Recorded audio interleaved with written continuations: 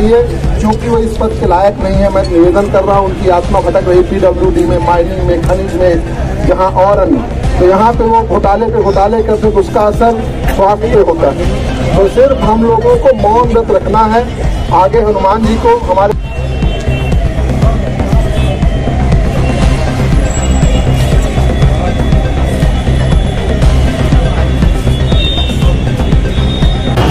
किस तरह का विरोध प्रदर्शन आप लोग कर रहे हैं? क्या कुछ प्रमुख मांगे हैं आप? देखिए, रीवा जिले के अंदर जिस तरह से अस्पतालों में कालाबाजारी, नकली दवाइयाँ परोसी जा रही हैं, यहाँ यदि कोई मरीज लेकर आए तो मारपीट की जाती है। हमारी माताएं बहनें प्रसूति के लिए आए तो बेहोश हो जाती हैं, नकली दवाइयाँ दी जाती हैं जान जोखिम में डालकर, और यहाँ के जो डॉक्टर हैं वो अपने निजी अस्पतालों में रेफर करते हैं। हम लोग आए हैं इस कलयुग में भगवान हनुमान जी को ज्ञापन देने की, हे हनुमंत लाल अब आप ही रक्षा करिए, क्योंकि इन भ्रष्टाचारी राजेंद्र शुक्ला जी को पता नहीं है ये संजय गांधी अस्पताल पंडित श्री श्रीनिवास तिवारी की राजनीतिक हत्या हो गई थी। उन्होंने एक झटके में इस संजय गांधी को बनाने के लिए अपने राजनीति कुर्बानी देती।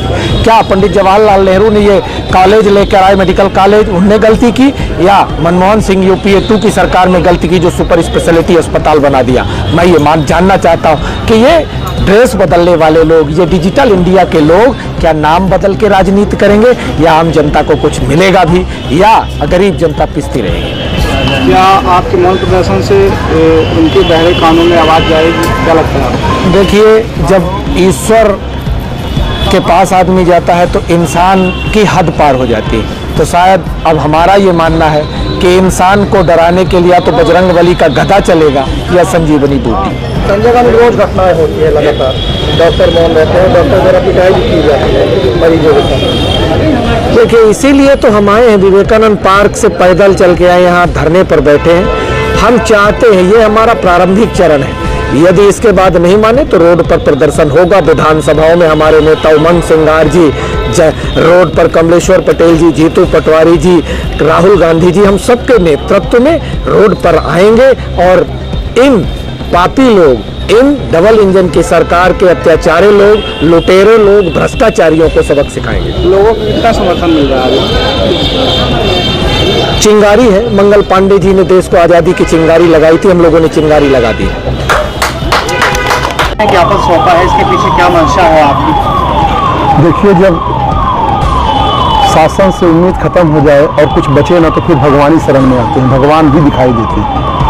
आपको पता होगा कि इस मध्य प्रदेश के लगभग सभी सरकारी अस्पतालों में अभी कुछ दिन पहले, होली के पहले, सभी सरकारी अस्पतालों में अमानक दवाइयों की होली जलाई गई और उनसे पूछा गया कि ये होली क्यों जलाई जा रही है, तो उन्होंने बताया कि ये अमानक दवाइयाँ, नकली दवाइयाँ यहाँ पे अस्पतालों में सप्लाई हो रही है। तो हम मरीजों की रक्षा कैसे करेंगे? दूसरी तरफ जितने भी यहाँ बड़े डॉक्टर हैं, सबकी उनकी प्राइवेट अस्पताल खुली, और जो आयुष्मान कार्ड का खेला चल रहा है लंबे समय से, एक आयुष्मान कार्ड पे 5-5, 6-6 बार उनसे पैसे निकाले जाते हैं। मरीज, यहाँ 2 प्रकार के लोग आते हैं, एक अपना मरीज लेके आता है, वो दुखी होता है, दूसरा जो देखने आता है। तो आए दिन अब तो यहाँ पे ऐसा लग रहा है कि जो ये कर्मचारी हैं, खास तौर पे सिक्योरिटी वाले, ये उनसे ज़्यादा ड्यूटी कर रहे हैं। अस्पताल एक बार आप अंदर चले जाओ और फिर आप जाओ और पूछो कि ये मारने पीटने में उतारू हैं। इन सब को लेकर के अपन ने जब देखा, हम लोगों ने तय किया कि राजेंद्र शुक्ला जी जब से स्वास्थ्य मंत्री बने हैं तो उनका स्वास्थ्य विभाग में कहीं उनको मज़ा नहीं आ रहा है। उनका दिल दिमाग तो उधर है, खनिज में, आबकारी में, PWD में, अन्य जगह पे। तो हमने हनुमान जी की शरण ली कि हे हनुमान जी अब रक्षा करो, क्योंकि मरीजों को तो बचाना है, मरीजों को बचाने की अंतिम वही है।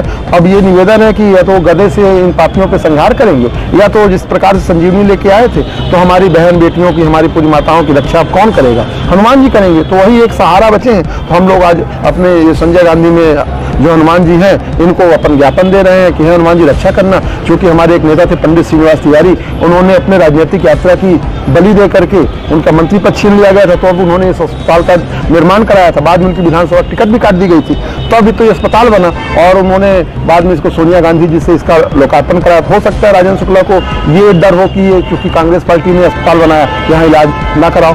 बाकी आप चले जाओ, पूरे रीवा में 328 स्वास्थ्य केंद्र, उप स्वास्थ्य केंद्र, PSC CSC मिला के है। आप कहीं भी चले जाओ, आप देखोगे तो वहाँ मरीज भटकता ही मिलेगा। उसका मुख्य कारण क्या है? उसका मुख्य कारण है राजेंद्र शुक्ला की नाकामी। इसके बाद मौन प्रदर्शन के बाद कौन सा अगला कदम होगा अगर?